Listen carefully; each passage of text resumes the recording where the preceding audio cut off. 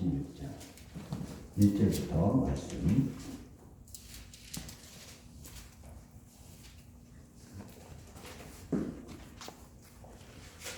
마가복음 16장 1절로 13절까지 한 절씩 교독합니다.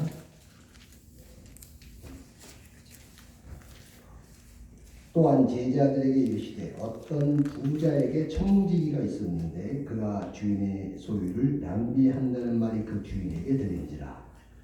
주인이 불러 이르되 내가 네게 대하여 이 방을 어찌 내느냐. 내가 보던 일을 행하라. 청지기의 기술을 펼쳐주시리라. 청지기가 속으로 이르되 주인이 내 직분을 빼앗으니 내가 무엇을 할까? 땅을 파자니 힘이 없고 빌어먹자니 부끄럽구나. 내가 할 일을 알았도다. 이렇게 하면 직분을 빼앗긴 후에 사람들이 나를 자기 집으로 영접하리라. 주인에게 빚진 자를 일일이 불러다가 먼저 온 자에게 이르되 내가 내 주인에게 얼마나 빚졌느냐. 말하되 기름 100마리이다. 이르되 여기 내 증서를 가지고 빨리 앉아 50이라 쓰라고. 또 다른 이에게 이르되 너는 얼마나 빚졌느냐. 이르되 밀 100석이니이다. 이르되 여기 내 증서를 가지고 80이라 쓰라 하였는지라. 주인이 이 옳지 않은 청지기가 이르치에게 하였으므로 칭찬하였으니 이 세대의 아들들이 자기 시대에 있어서는 빛의 아들들보다 더 지혜로움이니라. 내가 너에게 말하노니 불의의 재물로 친구를 사귀라. 그리하면 그 재물이 없어질 때에 그들이 너희를 영주할 처소로 영접하리라. 지극히 작은 것에 충성된 자는 큰 것에도 충성되고 지극히 작은 것에 불의한 자는 큰 것에도 불의하니라. 너희가 만일 불의한 재물에도 충성하지 아니하면 누가 참된 것으로 너희에게 맡기겠느냐. 너희가 만일 남의 것에 충성하지 아니하면 누가 너희의 것을 너희에게 주겠느냐. 함께 지파인이 두 주인을 섬길 수 없나니 혹 이를 미워하고 저를 사랑하거나 혹 이를 중히 여기고 저를 경히 여길 것입니다. 너희는 하나님과 재물을 겸하여 섬길 수 없느니라. 아멘. 우리가 살아가면서 마음을 전한다 내지는 뜻을 전한다라는 말을 할 때에는 그 상황이 전제가 됩니다. 한 사람에게 전하느냐 다수의 여러 사람에게 전하느냐에 따라서 그 의미가 달라질 수 있습니다. 만약에 한 사람에게 나의 어떤 뜻과 마음을 전할 때는 그 상황에 따라서 달라지겠죠. 그리고 둘만 아는 그 상황에서 벌어지는 의미 전달은 비유가 될 수도 있고 둘만이 아닌 특별한 어떤 방법일 수도 있어요. 그렇기 때문에 그것을 보는 타인은 이해하는 데 좀 어려움이 있을 수도 있습니다. 그러나 다수일 경우에는 일반적인 방법이 사용됩니다. 방법은 직설적이 되거나 비유가 되겠죠. 비유가. 전하고자 할 때 직설적인 방법 이외에 비유로 사용되어지기도 하는데요. 비유가 좀 어려울 때, 이해가 안 될 때는 아니 그걸 왜 직접적인 표현으로 쓰면 되지 왜 그렇게 어렵게 해? 라고 항변할 수도 있어요. 그러나 사람 살아가는 게 굉장히 단순하지가 않습니다. 직설적인 방법, 직접적인 방법을 사용하지 못할 경우에 상황, 어떤 특징, 어떤 그걸 이런 거 저런 걸 다 따져서 직접적인 방법을 쓰지 못하고 비유적인 방법을 써야만 하는 경우도 우리가 살다 보면 많이 접하게 됩니다. 특히나 깨달음을 전제로 하는 사람들이 전하는 그 비유, 내가 어떤 깨달음을 얻었는데 그 깨달음을 전하는 과정에서 참 그 표현이 만만치가 않아요. 불교에서는 버거라고 하죠. 버거. 산 사이가 무릉무리다. 뭐 많이 알고 있을 거예요. 또한 불교에서도 전례가 됐지만 일상적으로 우리 세상적으로 살아가는 관계 속에서는 이심전심이라는 말을 씁니다. 100을 알고 있는 사람이 100으로 가르쳤어. 근데 받아들이는 사람이 50밖에 받아들이지 못한다면 소화말량이 걸립니다. 그럼 100을 알고 있는 사람이라 할지라도 50밖에 받아들이지 못하는 사람을 위해서 50으로 가르쳐야 돼요. 바울 사도의 내가 너희를 밥으로 먹이지 못하고 저주로 먹인다는 그 마음. 예수님이 3년 동안 제자들과 함께 다니면서 그렇게 가르쳤음에도 불구하고 제자들에게 하시는 말씀이죠. 너희가 이렇게 깨달음이 없느냐라는 말씀을 하셨을 때 아마 그 마음일 것이에요. 우리들이 알 수 없는 어떤 지혜와 어떤 공간, 어떤 깨달음을 전하고자 할 때 여러분 같으면 어떤 방법을 쓰겠어요? 이것도 따지보면 그렇게 쉽지 않은 문제가 됩니다. 성경에는 참 많은 비유가 나옵니다. 오늘 16장이죠. 16장인데 15장에 딱 비유가 3개가 나옵니다. 전체가. 예수님의 어떤 말씀을 듣기 위해서 세리와 죄인들이 앞으로 나옵니다. 그것을 보고 서기관과 바리새인들이 어찌 저 사람은 죄인들과 함께 하느냐라는 비판을 합니다. 그럴 때 15장에 예수님은 길 잃은 한 마리 양의 비유, 잃어버린 드라크마의 비유, 그리고 탕자의 비유를 가지고 항변을 합니다. 7절에 보면 15장 7절에 보면 죄인 한 사람이 기뻐하는 것보다 하늘나라에서 회개할 것이 없는 99명의 사람이 기쁨보다 더 크다라고 말씀을 합니다. 또한 10절에는 죄인 한 사람이 회개하면 하나님의 사자를 앞에서 기쁨이 있다라고 말씀을 합니다. 그리고 바로 이어지는 것이 16장 바로 청지기의 비유예요. 상황에 맞게 예수님이 가르친 비유는 참 많이 있습니다.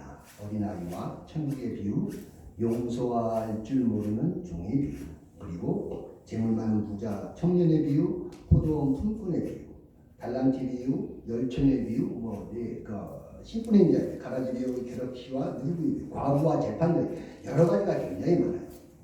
우리가 그 비유를 들으면서 이것이 어떤 개념으로 어떤 의미로 예수님이 우리를 가르치시는구나라는 것을 바로 알 수 있는 비유들도 있고, 또 씨 뿌린 자의 비유 같으면 친절하게 예수님이 그 해설까지 해주십니다. 그러나 오늘 이 청지기의 비유는 신학자들에 의해서 상당히 난해한 구절의 1, 2위를 다투는 구절이에요.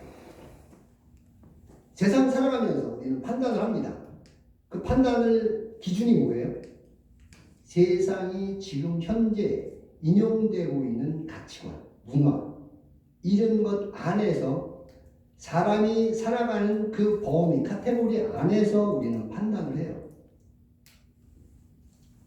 오늘 이 불의한 청지기는 목적부터가 먼저 전제가 딱 돼야 돼요. 이 말씀이 누구에게 전한 말씀이죠? 16장 1절에 나옵니다. 제자들에게 이르시되 라는 말이 있어요. 제자들에게, 예수님이 제자들에게 청지기의 비유를 가지고 분명히 가르치신 의도와 목적이 있을 것입니다. 그 의도와 목적을 먼저 전제로 갖고 청지기라는 그 직분에 해야 될 일을 제자들에게 가르쳐 주셨는데, 그럼 우리들은 어디에 해당돼요? 우리 역시 청지기에 해당됩니다. 그럼 제자들에게 하신 말씀과 동일하게 우리에게 주시는 말씀이라고 봐도 무방할 것입니다. 예수는 보냄을 받은 자예요. 예수님이 가르치시고자 하신 것들은 예수는 보냄을 받은 자이기 때문에 보낸 자의 마음과 보낸 자의 뜻을 전하는 것이 보냄을 받은 자의 임무와 책임일 것입니다. 결국 하나님의 일을 전해야 되고 전함으로써 하나님의 일이 듣는 자들로 하여금 하게 하기 위함이다 이렇게 말씀드리면 맞을 거예요.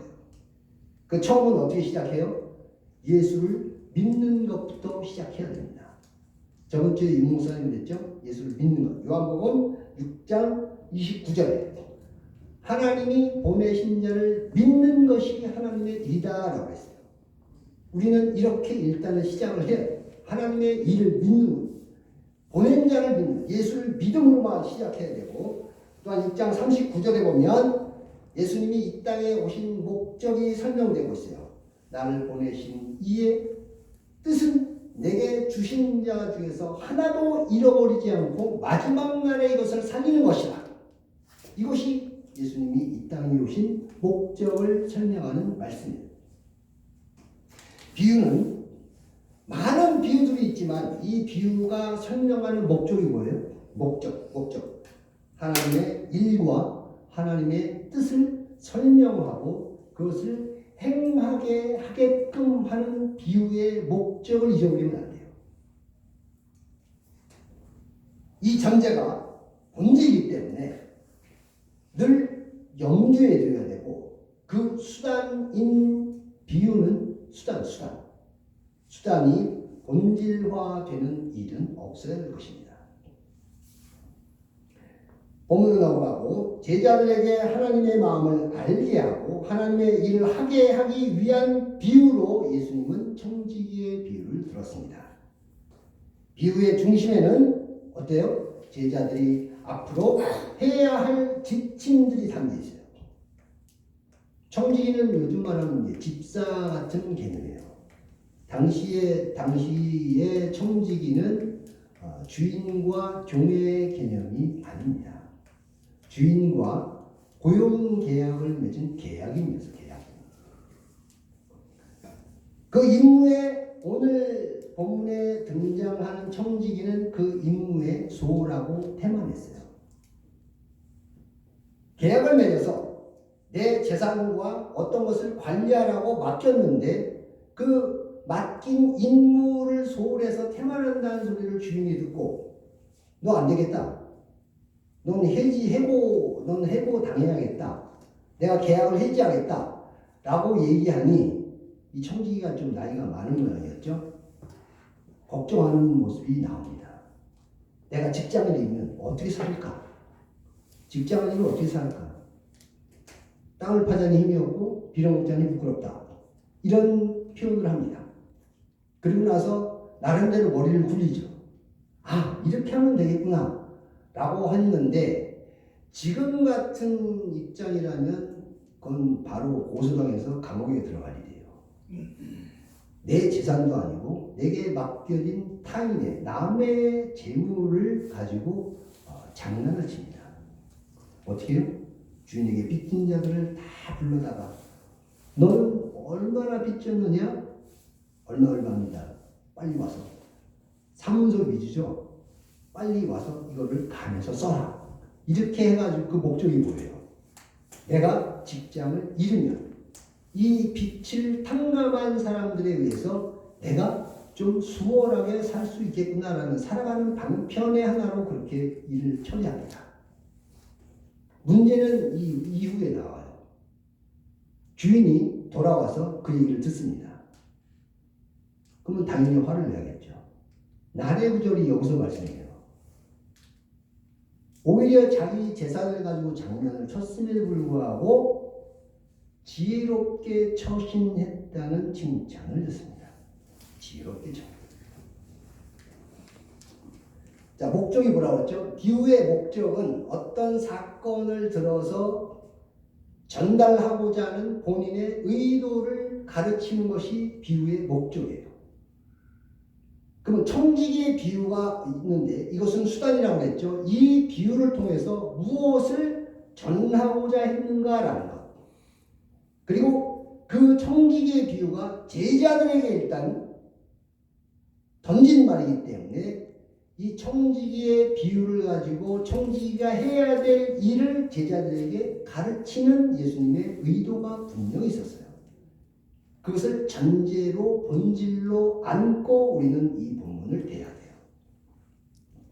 청지기는 하나님의 일을 맡은 자로서 예수로 인한 죄 사함을 받을 수 있도록 우리는 일반적으로 목회자들을 청지기라고 표현을 합니다. 그럼 청지기가 해야 되는 일이 무엇일까요? 청지기가 해야 되는 결국 하나님의 일을 하는 거죠. 하나님의 일을 하는 것은 어떤 일을 하나님의 일을 하는 거예요. 목회자가 청지기로서 주인의 일을 역할을 하는 거지 주인의 일을 자기가 하는 것은 아니에요. 그러면 죄 사함의 권세는 하나님에게 있고 결국 그 하나님에게 죄인들을 이끌어 와서 하나님을 소개해서 예수를 믿게 해서 예수를 통한 죄 사함이 있게 하는 역할이 청지기의 임무예요.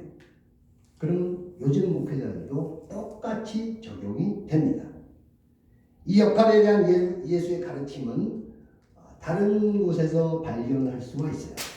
최후의 만찬 이후에 예수님은 수건을 허리에 두르고 세족식을 거행합니다. 이 세족식을 거행하려는 의도와 목적도 오늘과 똑같아요. 이 본문과 똑같습니다. 요한복음 13장에 나오는데 12절에 보면 내가 너희에게 행한 것을 아느냐라고 말씀합니다. 내가 너희에게 행한 것을 아느냐?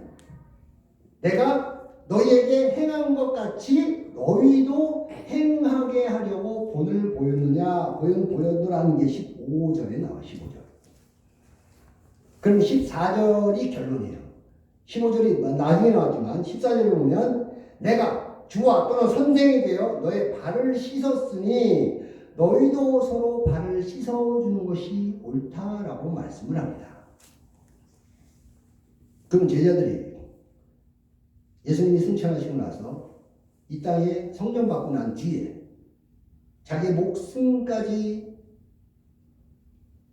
불사하며 예수가 구원자 메시아임을 증거했을 때 발을 씻어주면서 다녔나요? 그건 아니에요. 발 씻어주는 문화를 들어서 죄사함을 받게 하는 역할을 설명하고 있습니다. 예수께서 제자들의 발을 씻겨주는 행위를 들어서 죄사하는 권세가 나에게 있으니 너희도 나가 죄사함을 받게 하는 행위 곧 예수를 믿게 해서 그 예수를 말미암아 구원을 받게 하는 그 역할을 하라는 거예요. 역할. 도구 역할. 그것이 청지기의 임무이자 오늘 본문의 청지기가 해야 될 일의 결론 부분입니다. 하지만 영적 교훈의 난해함이 늘 현실에 막혀 있어요. 영적 교훈은 참 눈에 보이지 않습니다. 우리가 살아가면서 행동이나 생각이나 드러나는 것은 보여지는 것들에 의해서 많이 영향을 받습니다. 이 어려움이 중세시대 때 보면 알레고리라는 아주 희한한 어떤 형식으로 많이 난무를 했어요. 알레고리는 직접적인 표현보다는 어떤 비유적인 표현을 들어서 그것을 표현하는 어떤 문학 형식이라고 볼 수 있어요. 우리가 아는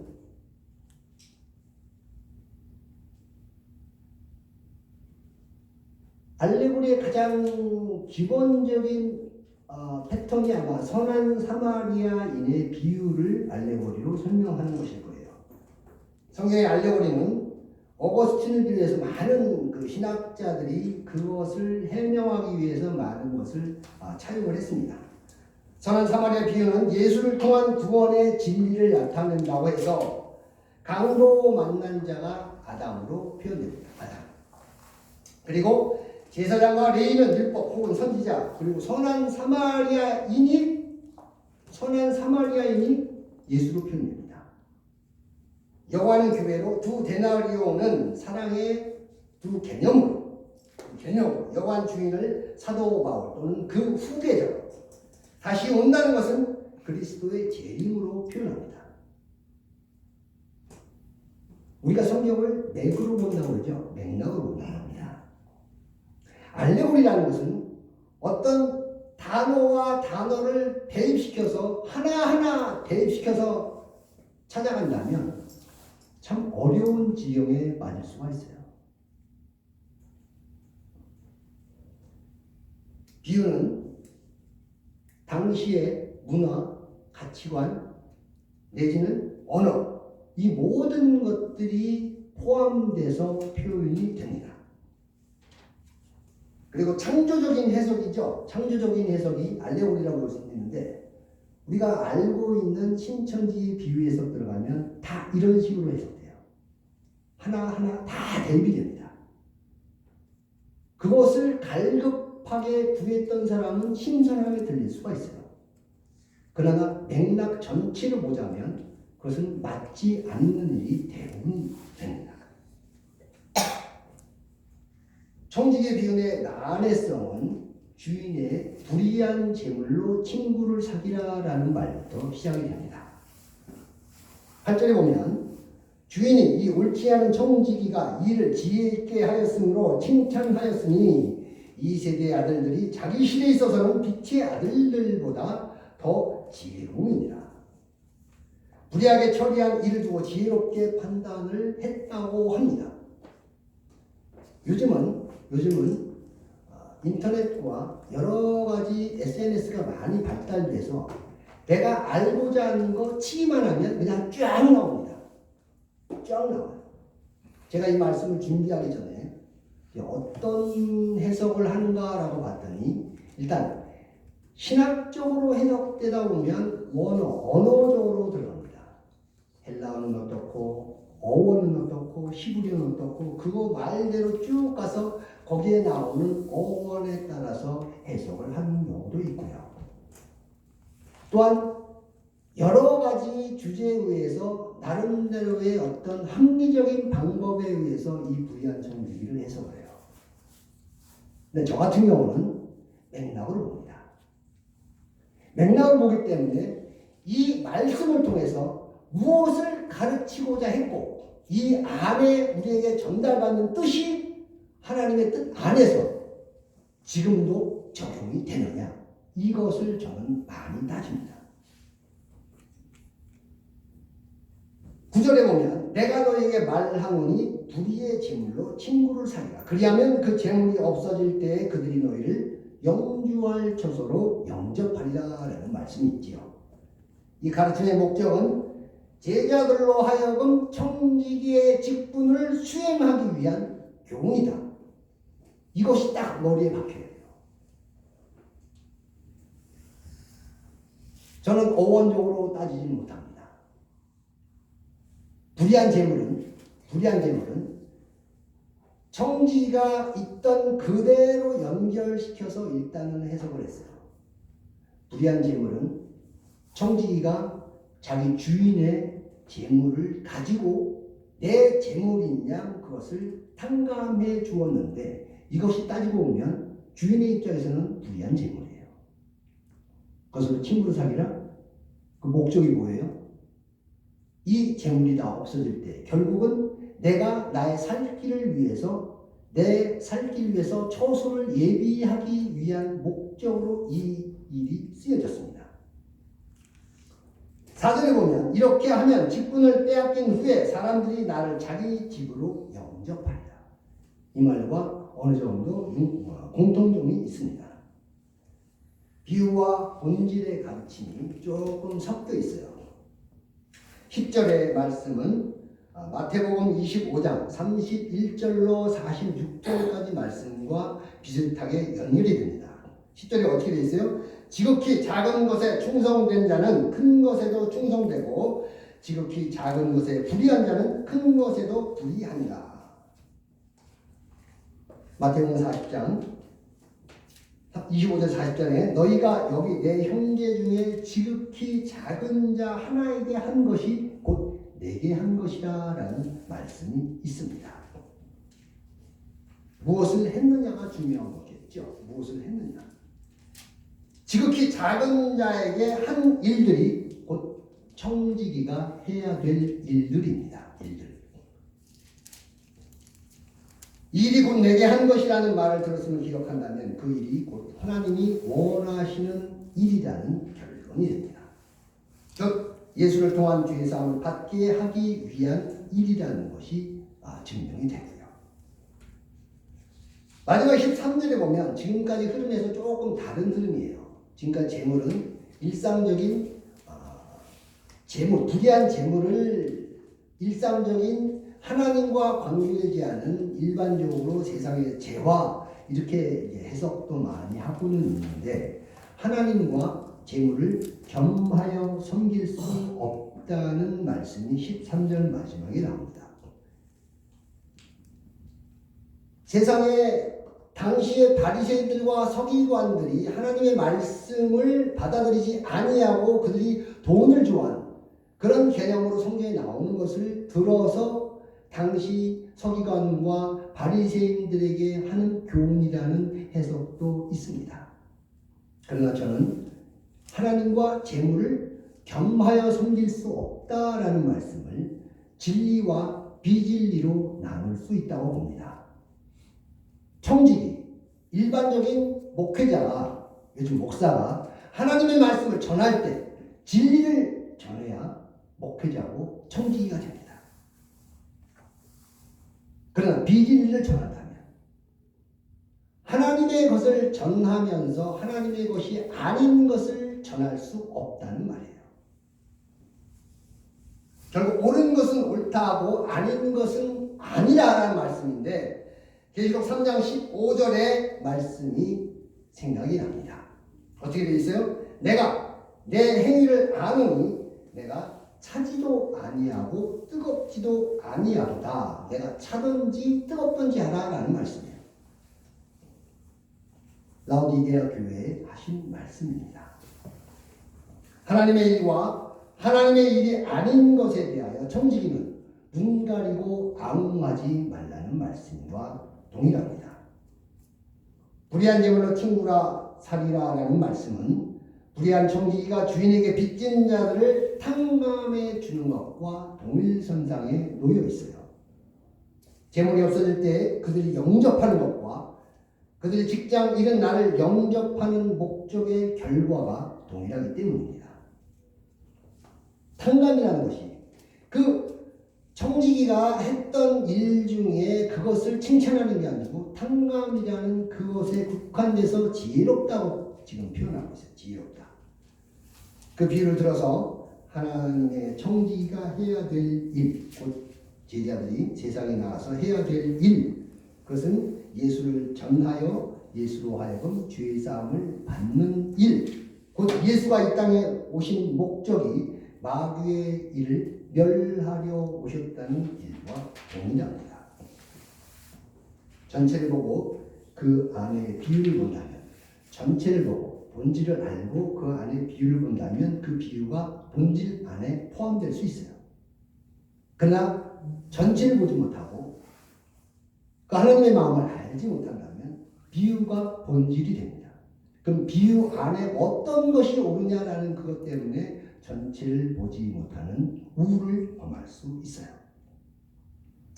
성경은 영이요 생명의 말씀이라고 하십니다. 우리의 삶은 다 다르게 세상 속에서 적용되고 있습니다.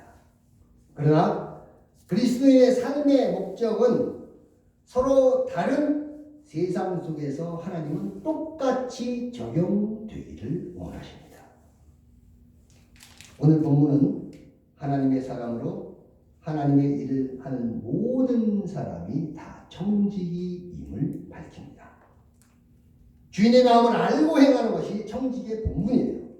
알면서 움직이지 않는 사람은 차든지 뜨겁든지 하라는 주인의 질책을 받을 수 있습니다. 여러분은 세상 속에서 뜨거운가요? 아니면 차가운 말, 아니면 라우디아교회 사람들처럼 뜨뜻 미지근한 말. 올바로 하는 것이 정말 중요합니다. 올바로 알았다면 움직이지 않을 수 없는데 움직이지 않는다는 것은 올바로 알지 못했다는 결론이에요. 마태복음 7장 마지막에 보면 내 말을 듣고 행하는 자는 그 집을 반석 위에 지은 것과 같으니 비가 오고 장수하여 바람이 불어도 그 집이 무너지지 않겠지만 내 말을 듣고 행하지 아니하는 사람은 그 집을 모래 위에 지은 집 같으니 비가 오고 장수하여 바람이 불으면 그 집이 무너지는데 무너지기 심하리라는 말씀이 나옵니다. 24시간 전부 하나님의 일로 채울 수는 없습니다. 육체를 가진 사람들이기 때문에 보여지는 것이 다 하나님의 일은 아닌 것입니다. 그러나 내 마음이 있는 곳에 내 보물이 있다라고 하신 말씀처럼 내가 하나님의 마음을 알고 그 뜻을 내 삶에 적응시키고자 하는 그 마음이 있다면 우리의 삶이 하나님의 삶으로 채워줄 수가 있어요. 그것이 우리에게 말씀하신 항상 기뻐하라, 범사에 감사하라, 쉬지 말고 기도하라는 말씀과 동일합니다. 그러나 하나님의 정직이로서 행하지 않냐는 죽은 믿음이 아닌 행하는 서로 사랑하고 이웃 사랑하는 저와 여러분 되시기를 주님의 이름으로 축원드립니다. 기도합니다. 고마우신 아버지 하나님, 우리는 늘 하나님의 말씀을 접합니다. 내 삶이 힘들고 어려울 때 그 말씀이 내게서 멀어지는 듯도 하고 내 마음이 뜨거울 때는 늘 하나님의 사랑 안에 있는 것처럼 느낄 때도 있습니다. 그러나 주님의 사랑과 주님의 은혜는 늘 우리를 향해 있었고 우리의 삶이 어떤 굴곡에 있었던지 주님의 사랑은 늘 나의 영혼에 맺혀 있음을 말씀을 통하여 다시 한번 알게 하여 주셨사오니 우리 삶이 아무리 힘들고 어려울지라도 내 영혼이 주를 바라는 밧줄 주바라기처럼 늘 우리의 삶에서 주님과 동행하는 우리가 되게 인도하여 주옵소서. 오늘 이 말씀을 통하여 다시 한번 내가 이 세상을 살아가는 청지기의 직분을 가진 도구로서 주님의 말씀을 안고 주님의 사랑을 전하며 그 열매를 맺어가는 귀한 청지기의 직분 감당할 수 있도록 인도하여 주시고 은혜 내려 주옵소서. 인도하여 주시고 믿사오며 예수님 이름으로 기도